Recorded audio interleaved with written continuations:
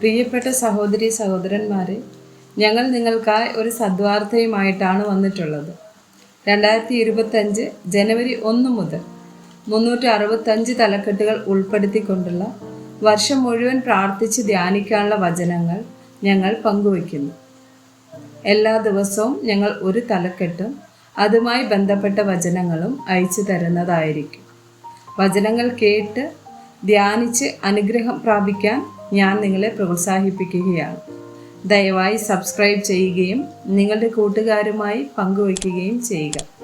നന്ദി.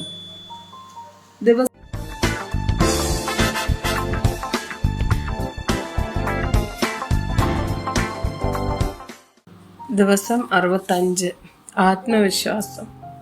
സങ്കീർത്തനം 27 വചനം 3. ഒരു സൈന്യം എൻ്റെ നേരെ പാളയമിറങ്ങിയാലും എൻ്റെ ഹൃദയം ഭയപ്പെടുകയില്ല. എനിക്ക് യുദ്ധം നേരിട്ടാലും ഞാൻ നിർഭയമായിരിക്കും. സദൃശവാക്യങ്ങൾ 3 വചനം 26. യഹോവ നിന്റെ ആശ്രയമായിരിക്കും, അവൻ നിന്റെ കാൽ കുടുങ്ങാതെ വണ്ണം കാക്കും.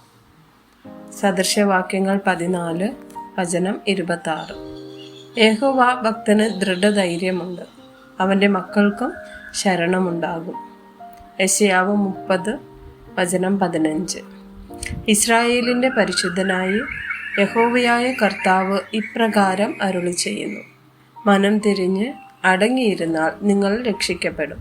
വിശ്രമിക്കുന്നതിലും ആശ്രയിക്കുന്നതിലും നിങ്ങളുടെ ബലം, എങ്കിലും നിങ്ങൾക്ക് മനസ്സാകാതെ അല്ല. ഗലാത്യർ 6 വചനം 9. നന്മ ചെയ്യുകയിൽ നാം മടുത്തു പോകരുത്. തളർന്നു പോകാഞ്ഞാൽ തക്ക സമയത്ത് നാം കൊയ്യും. ആമേൻ.